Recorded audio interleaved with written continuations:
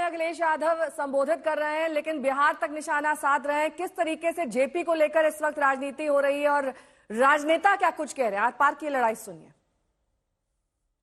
लोग मन बना चुके हैं कि इस बार फ्यूज ट्रांसफार्मर के साथ अपना तार नहीं जोड़ेंगे।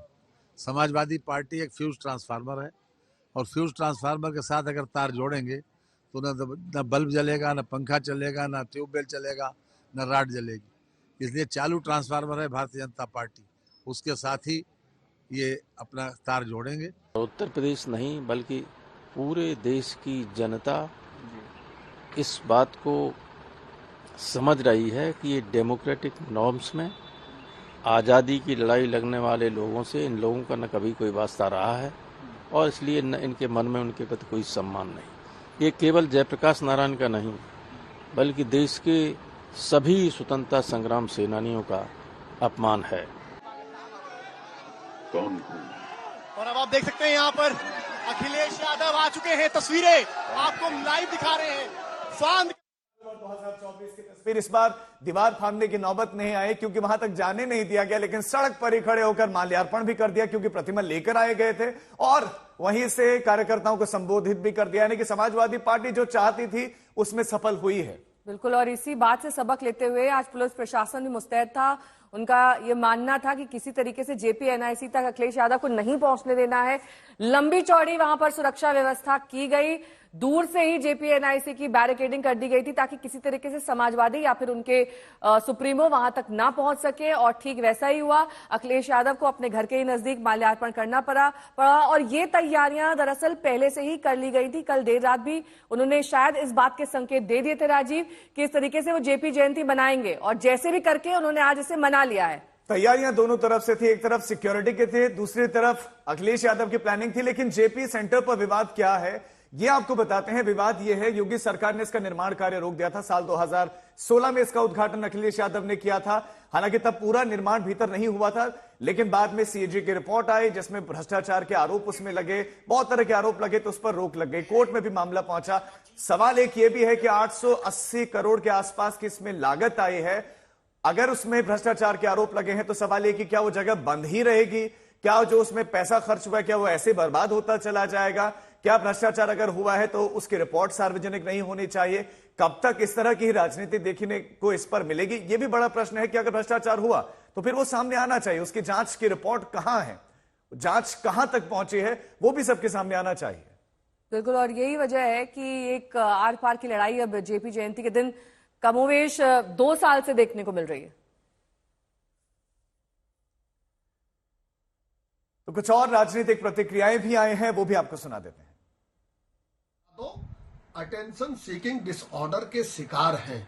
बचकानी हरकत के द्वारा मीडिया का अटेंशन केवल पाना चाहते हैं। क्योंकि जयप्रकाश नारायण जी के सिद्धांतों से तो समाजवादी पार्टी का कोई लेना देना नहीं है। मेरा अखिलेश यादव से सवाल है कि समाजवादी पार्टी, उनके नेता ये रात के अंधेरे में ही क्यों सक्रिय होते हैं?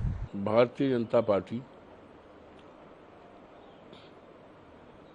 आज देश में जिस तरह का वातावरण पैदा कर रही है वो इस देश की आज़ादी के माथे पे कलंक है। देश की आज़ाद जनता कभी भूल नहीं पाएगी। लेकिन अफसोस के साथ कहना पड़ रहा है कि आज वो लोग जो सत्ता में हैं जिनको इस देश की आज़ादी से कोई मतलब नहीं रहा है, न देश की आज़ादी में उनका योगदान रहा है। कुमार अभिषेक हमारे साथ जुड़ गए हैं। कुमार, हम तस्वीरों में तो देख ही पाए किस तरह की आक्रोश की स्थिति वहां पर बनी हुई थी, लेकिन क्या अब हम ये माने कि जिस तरीके से निशाना अखिलेश यादव को साधना था उसमें वो कामयाब हुए हैं? एक बड़ा संकेत सिर्फ लखनऊ में नहीं बल्कि बिहार तक देने में वो सफल रहे। बिल्कुल नेहा, जिस तरीके से जब रोका गया तो बकायदा वो जयप्रकाश नारायण की एक आदमकद मूर्ति लेकर के निकले, अपनी गाड़ी से पीछे से आए और उसके बाद उन्होंने जो बैरिकेटिंग थी वहां पर माल्यार्पण किया और अपने लोगों को संबोधित किया। और जो बातें कही हैं निश्चित तौर पर वो सरकार को चुभने वाली हैं। उन्होंने कहा कि आप खुद तो नवरात्र मना रहे हैं लेकिन हमारे कार्यकर्ताओं को मनाने नहीं दे रहे।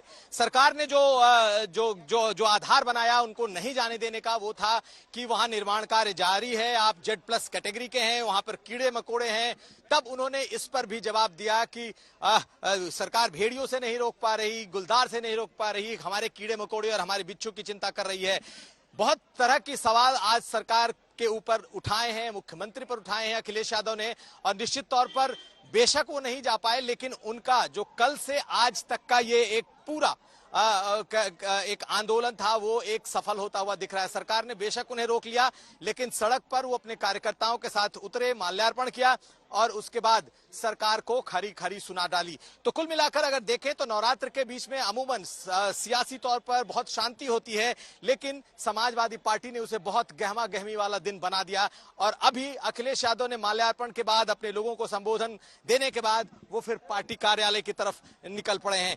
कहना है कि जैसे ही बैरिकेटिंग हटेगी उसके बाद वो फिर दोबारा जाएंगे और दोबारा जाकर माल्यार्पण करेंगे। तो कुल मिलाकर के जो पिछले 24 घंटे का घटनाक्रम है खास करके जयप्रकाश नारायण को लेकर वो साफ दिख रहा है। इसके अलावा उन्होंने बहुत बड़े सवाल खड़े किए, ये कि सरकार का कहना है कि JP-NIC जो है उसमें भ्रष्टाचार हुआ है। तो उनका कहना है कि 70 करोड़ रुपए सरकार ने जारी किए और उससे ज्यादा खर्च हो गए।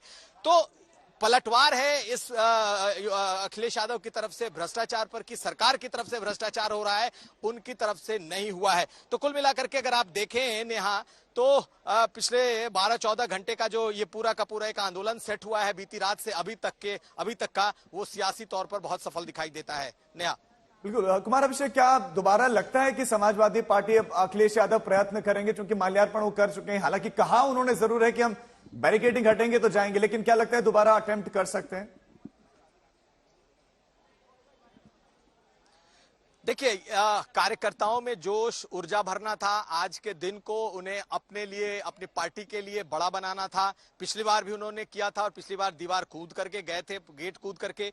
आज भी उन्होंने एक बड़ा कार्यक्रम कर दिया जिसका मैसेज बड़ा हो गया। लेकिन मैंने उनसे ये सवाल किया था कि क्या अब आप नवरात्र के बाद जाएंगे। उनका कहना था कि जब बैरिकेटिंग हटेगी तो जाएंगे और कोई भी ऐसी बांस बल्ली या बैरिकेटिंग नहीं है जो समाजवादियों को रोक सके। तो कुल मिलाकर के सरकार को जो संदेश देना था उन्होंने आज अपने इस छोटे से कार्यक्रम में घर से निकले, महज 50 मीटर की दूरी तक पहुंचे, वहां पर गाड़ी पर ही जयप्रकाश नारायण की आदमकद प्रतिमा लगाई, उस पर माल्यार्पण किया और जो संदेश देना था वो उन्होंने कार्यकर्ताओं को दे दिया। इसके बाद वो पार्टी दफ्तर चले गए हैं। मुझे लगता है कि कार्यक्रम तो आज यही खत्म हो गया लेकिन इस 16-18 घंटे की जो ये सियासी गूंज है ये काफी देर तक सुनाई देती रहेगी। लौटेंगे आप JP-NIC दोनों को के बहुत पास, कम क्योंकि लोग आज दिन भर हलचल भरा दिन यहाँ लखनऊ के लिए रहने वाला है।